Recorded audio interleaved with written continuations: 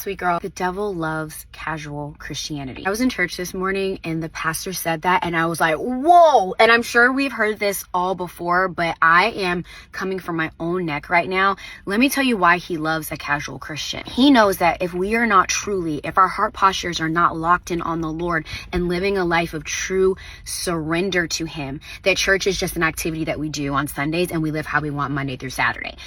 And so to him, watching you at that altar with your hands up and on your knees and, you know, praying for breakthrough and all the things, and knowing that when you leave there, you're going to just act like that was just something that happened, and you're going to continue to live off your own strength and your own will and doing what you want and having your idea of what your life is supposed to look like, and you're trying to control everything in your life. He loves a casual Christian because he knows that you don't know your identity and authority in Christ.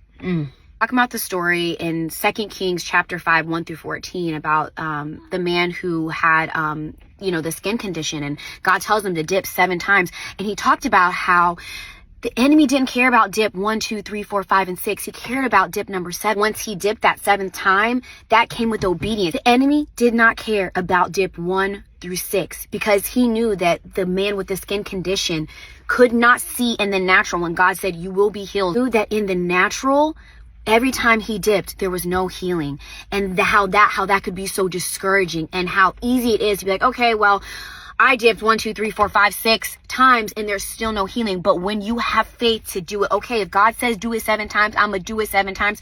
The enemy is scared of an obedient Christian that knows their authority and identity in who God has called you to be. I just want to encourage you today at the top of the year. I know a lot of us are coming off fast and a lot of us are off of our prayer boards and all the things. And sometimes, just like our pastor said today, some things on our prayer boards might still be there from last year, but guess what? We're going to walk in obedience and faith and knowing that on that 7th dip, if God said it, he is going to do it. And we should not in 2026 be walking as casual Christians, because guess what? The enemy doesn't tremble at a casual Christian. Guess what? He's actually clapping you up. Ever notice that when opposition starts to really turn up, when you start being obedient, crucifying your flesh, picking up your cross, that's when the opposition gets turned up. That's when things start to feel really hard.